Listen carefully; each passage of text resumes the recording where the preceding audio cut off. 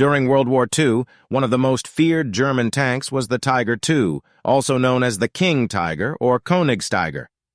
Weighing around 68 tons, the King Tiger was a heavyweight among tanks, making it one of the heaviest tanks ever built.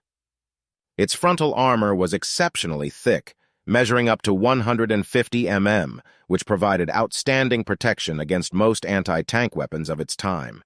Armed with an 88 mm KWK 43L71 gun, the King Tiger had incredible penetrating power and accuracy, making it capable of engaging enemy tanks at long distances. Its engine, the Maybach HL-230, was an advanced V12 engine also used in the Tiger I, but with modifications for better performance. Its combat range reached up to 120 miles, 193 kilometers, on roads, thanks to its 700 horsepower Maybach HL 230 P30 engine. Due to its complexity and resource-intensive production process, only around 500 King Tigers were built during World War II. The tank typically had a crew of 5: commander, gunner, loader, driver, and radio operator. The interior was known for being cramped and challenging to operate in. Due to its weight, the King Tiger was prone to getting stuck in soft or muddy terrain, which required specialized recovery equipment. Allied tank crews often feared encountering the King Tiger due to its superior firepower and armor protection. Its frontal armor was exceptionally thick, measuring up to 150 mm, which provided outstanding protection against most anti-tank weapons of its time. Disadvantages of King Tiger. The King Tiger's intricate design made maintenance more complex and time-consuming. Its advanced technology sometimes resulted in mechanical breakdowns that were difficult to repair, leading to decreased operational availability on the battlefield. The King Tiger's weight of around 68 tons presented logistical challenges as it put a strain on transportation infrastructure, bridges, and roads. Its weight made it more prone to getting stuck in soft or muddy terrain, requiring additional support vehicles for recovery. While these factors highlight some of the challenges and limitations of the King Tiger tank, it's important to note that its advanced armor and firepower still made it a feared opponent on the battlefield. The drawbacks associated with the King Tiger should be considered in the context of the complex operational environment of war. TS combat debut occurred in July 1944 on the Eastern Front during the Soviet offensive known as Operation Bagration. The 503rd Heavy Panzer Battalion of the German Army's Wehrmacht was the unit that operated the King Tiger tanks during this initial deployment. The King Tiger's first combat experiences revealed its formidable firepower and armor, but also highlighted some of its logistical and mechanical challenges.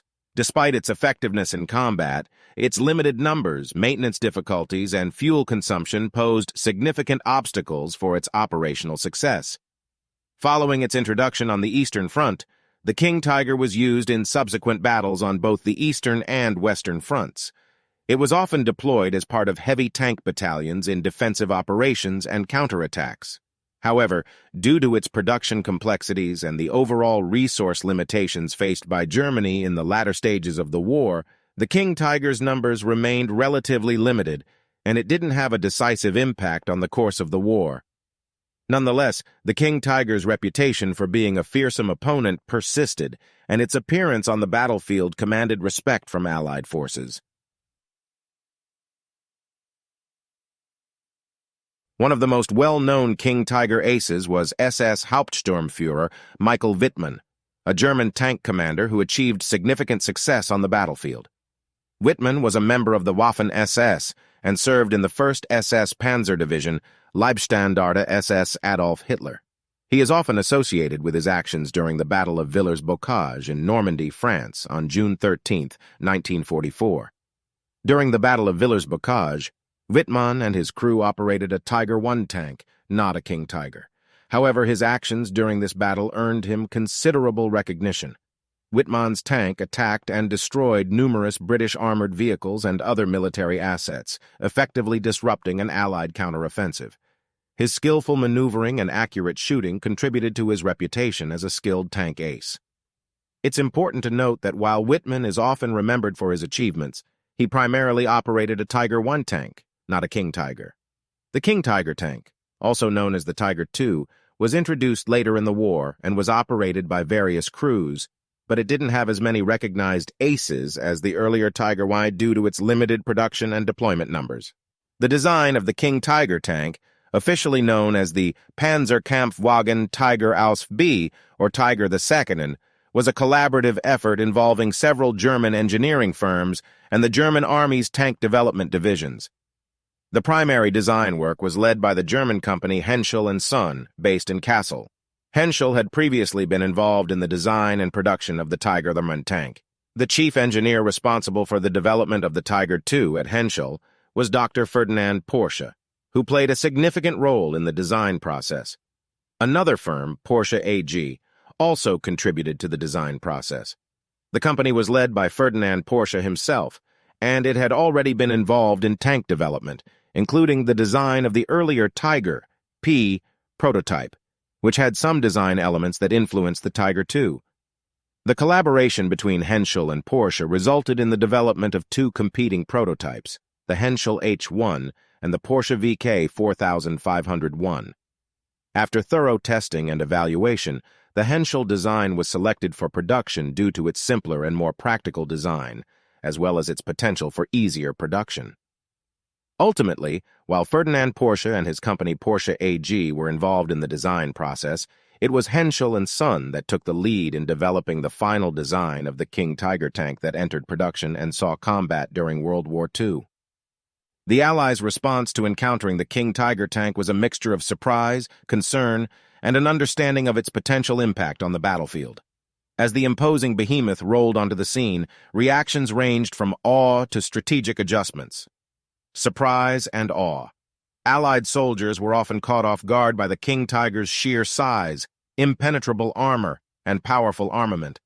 Its formidable appearance invoked a sense of awe among those who encountered it. Recognition of a formidable foe. The King Tiger's reputation for being virtually impervious to many of the weapons available to the Allies created a sense of urgency to find effective countermeasures. Strategic rethinking. The presence of the King Tiger prompted Allied commanders to reevaluate their tactics and develop new strategies for dealing with heavily armored tanks. They recognized that standard tactics might not be sufficient against such a potent adversary. Focus on flanking and mobility. Allied tank crews learned to exploit the King Tiger's slower speed and limited mobility by attempting to outmaneuver and attack from the sides or rear, where its armor was relatively thinner. Innovation in anti-tank weapons. The encounter with the King Tiger spurred the development and deployment of more powerful anti-tank weapons and tactics that could potentially penetrate its armor or immobilize it. Respect for German engineering. The technical sophistication and design excellence of the King Tiger garnered respect even from the opposing side.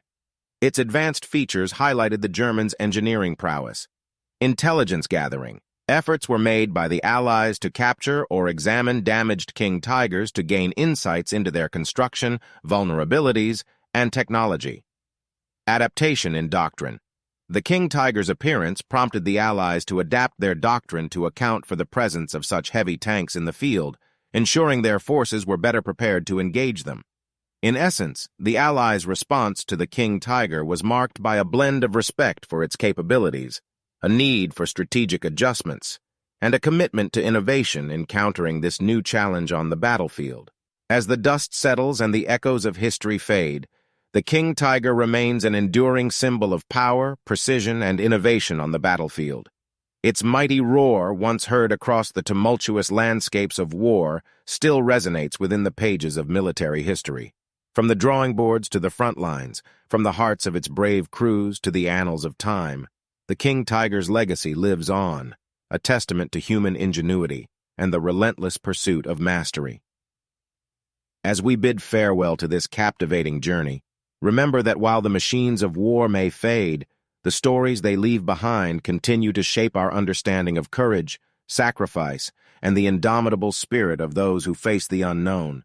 Let the King Tiger's legacy inspire us to look beyond the steel and gears, to seek the lessons embedded in its tracks.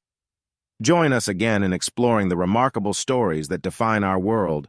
For in every piece of history there lies an eternal spark that kindles our curiosity and fuels our appreciation for the extraordinary.